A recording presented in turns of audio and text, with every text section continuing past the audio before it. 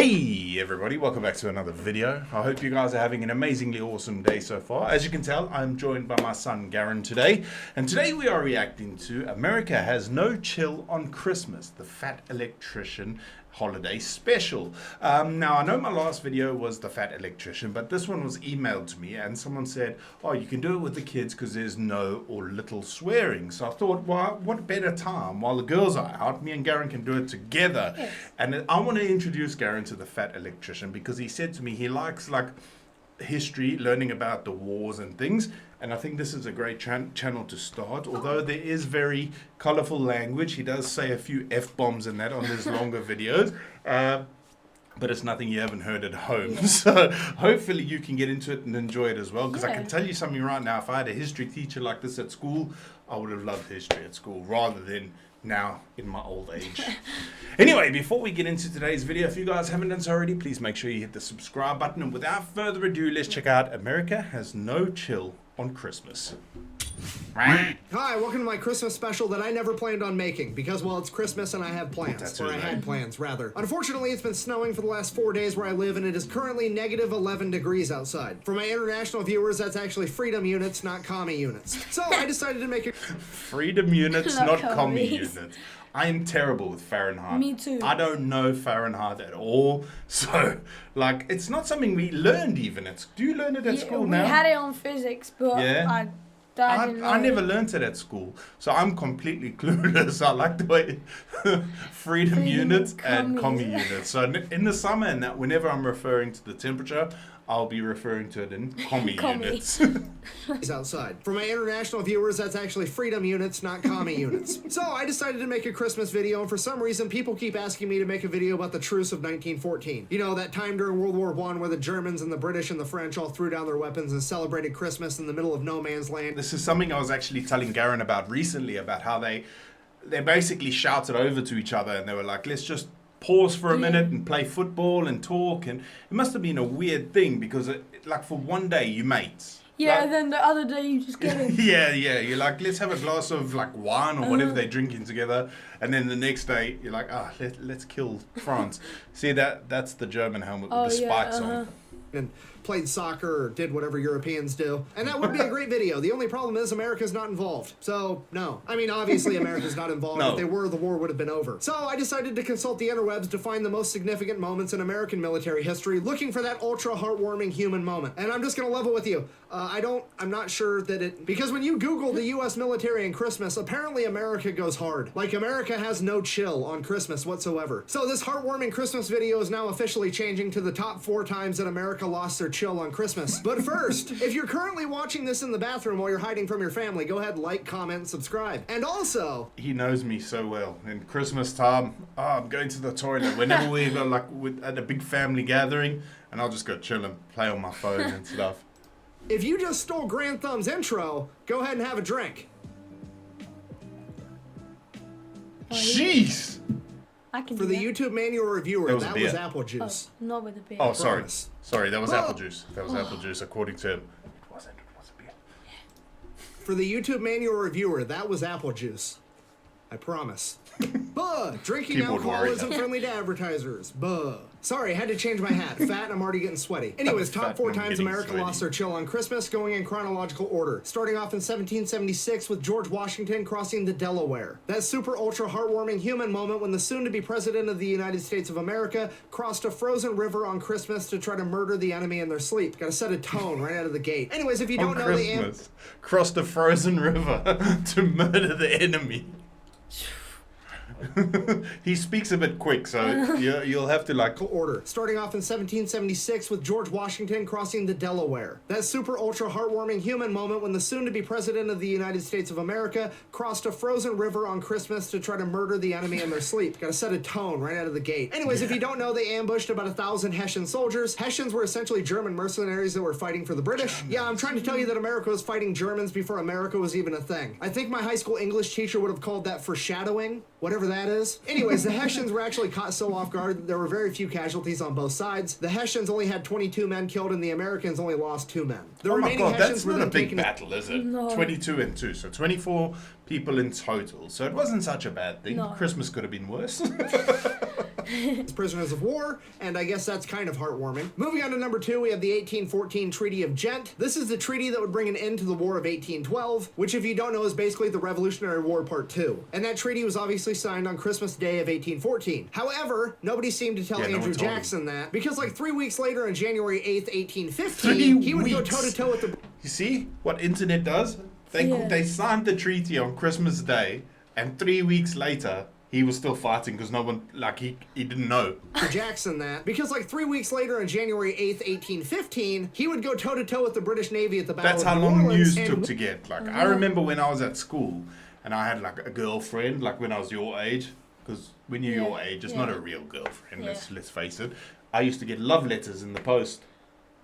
And they would, like, they'd phone me on the home phone and be like, oh, I sent you a letter today. And I'm like, oh, gotta wait like a week now. And then you read it, like, it was cool. I loved getting letters and stuff. On January 8th, 1815, he would go toe-to-toe with the British Navy at the Battle of New Orleans and win. And this is considered to be America's greatest naval victory over the British Navy. And then I guess the treaty just like went into effect after that. They were just like, afterwards, whatever. Sorry, Moving on to number 2, we have the first Battle of Fort Fisher in 1864. Now, if you don't know 1864, that puts us in the middle of the Civil War. You know, that one time America decided to have a scrimmage game against itself before it decided to only play away games for the next 200 years. Yeah, that's the last time that America had a war on its own soil. Was the Civil War when they fought each other. They haven't had another war on American soil since then. What? Crazy, eh? Have a scrimmage game against itself before it decided to only play away games for the next 200 years. Yeah, that. Anyways, Fort Fisher was held by the Confederates, and on Christmas Eve, the Union decided to pack a ship full of explosives, try to float it up next to the fort, and then blow it up. That failed miserably, and ultimately all it did was alert the Confederates that the Union was there. Then on Christmas morning, they decided to bombard the fort with artillery. Cool. That also failed. The Union ended up losing that battle. However, there would be a second battle for Fort Fisher in 1865, where the Union would win, and then 3 months later, the Civil War would be over. And moving on to number 4, Operation Linebacker II during the Vietnam War. Basically, in 1972, America was pretty over the whole Vietnam War thing, so on December 18th, they decided they were going to conduct large-scale bombing raids. Yeah, this is where they just bombed the crap out of it. They just, like, it was crazy. Like, thousands. The whole Vietnam War thing. So on December 18th, they decided they were going to conduct large-scale bombing raids, primarily with B-52s, a.k.a. the Buff, a.k.a. the big ugly fat fuck. They then proceeded to bomb the North Vietnamese day and night non-stop from December 18th all the way up until Christmas Day. At which point there was a ceasefire in honor of Christmas Day. They bombed non-stop. And where is that? Vietnam. The Vietnam War. Buff, a.k.a. the big ugly fat fuck. They then proceeded to bomb the North Vietnamese day and night non-stop from December 18th all the way up until Christmas Day, at which point there was a ceasefire in honor of Christmas and to give the North Vietnamese an opportunity to sign a peace treaty. The Vietnamese declined, to which America responded, bet, beatings will continue until morale improves. They then continued to bomb non-stop the 26th, 27th, 28th, and then on the 29th they decided in a single bombing run they were going to send 60 B-52s all at once. And I think we can all agree 60 B-52s is a fucking lot. And the North Vietnamese did agree because... Oh, you lied. There is swearing. Sorry, dude. 60th and final B-52 had landed back at base, the North Vietnamese had already gotten hold of America and said that they would enter peace talks. That treaty was then signed in January, bringing an end to America's involvement in the Vietnam War, and that 12-day bombing run was then affectionately given the nickname the 12 Days of Christmas. So, yeah, there you have it. The top 4 times America lost their chill on Christmas, and, Happy Christmas or Merry whatever the fuck you celebrate. Thanks for watching. Go buy some merch at thefatelectrician.com. Quack bang out. I love this guy. I like it. I'm a proper fanboy. Yeah. I watch so many of his videos. Someone mentioned on my last one, he's got like a podcast as well. I know. Trust me, I know. Yeah, I've watched all. I've watched as many as I can, and then the ones I don't watch or I want to watch on like reactions, I save them and I watch them after. He's actually like. I like this video. Yeah, if you're like me, you'll probably have to watch them twice because he speaks really quickly and his information is just flying at you. You like dodging. Like the Vietnamese and those B-2 bombers. But like he's got a really good channel. You should check it out, dude. I will. There's nothing graphic on there as far, I don't think anyway. I've never seen anything like graphic photos or anything. There's some colourful language. Nothing Garen does in here when I'm driving anyway. Yeah, I've got a bit of road rage. Like I'm alright if someone's driving like an idiot, but if they're driving like an idiot and they put my family in danger, that's when I lose my temper. And there's been a few times when I've almost got out the car and then I look in the back and I see Karen there. I'm like, oh, jeez, better calm down. So, but yeah, you've heard some colourful language. I think most kids nowadays have heard swearing anyway. So if you're offended by it, now swear. well, I bet you swear when I'm not around. No. Yes, you do. I'm not stupid. I was a little boy once as well. Don't. You're such a liar. You've even said, because I said to him, I want to mic him up while he's playing hockey. He's like, yeah, but I swear a lot. And I'm like, I don't understand Slovak anyway. I only understand the swear words. That's why. Garen has a big game on Saturday. You're playing Martin. No, Brezno. Oh, are you? Yeah. Are you We're playing next- in Martin? No, Brezno. Oh, really? I thought you were playing Martin. No, we're playing next game. Okay. And last weekend, the guys who are above Garen age-wise, there was a big fight, wasn't there? Yes. That was crazy. Like, one of the kids on the opposing team hit him with a hockey stick on the back of the head, and then it was an all-out brawl. Then the referees, they were like, what? They didn't know what to do. You should have heard that whistle. I only watched it online because we found out when we went to go watch Garen's game, and then we watched the replay online, and the whistle was just going nuts. The refs couldn't do anything. Yes. Which is unusual because you guys usually listen when the whistle blows, but I think the older boys were angry. Well, I'm going to say your team, Ruženbroek's team, they were angry, and it was proper kicking off. Yeah, because he hit him. With a stick. We wouldn't stop. Yeah, not with a stick. You don't hit someone with a stick. Fists. Anyway, guys, thank you so much for watching. I hope you enjoyed Garen joining me today. I know we usually film on the family channel, but the girls are going to take care of that today, I think.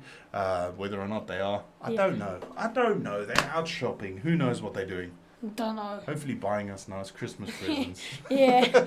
Anyway, guys, thank you so much for watching. I hope you have a fantastic rest of your day, and I'll see you in the next video. Bye. Bye.